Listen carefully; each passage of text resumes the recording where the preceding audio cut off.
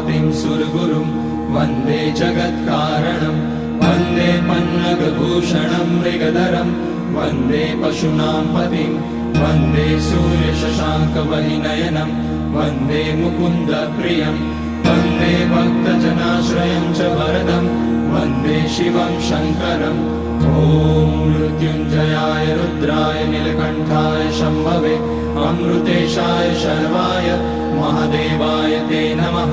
नमस्तेऽस्तु भगवन् विश्वेश्वराय महादेवाय त्र्यम्बकाय त्रिपुरान्तकाय त्रिकाग्निकालाय कालाग्निरुद्राय नीलकण्ठाय मृत्युञ्जयाय सर्वेश्वराय सदाशिवाय श्रीमान् महादेवाय नमः।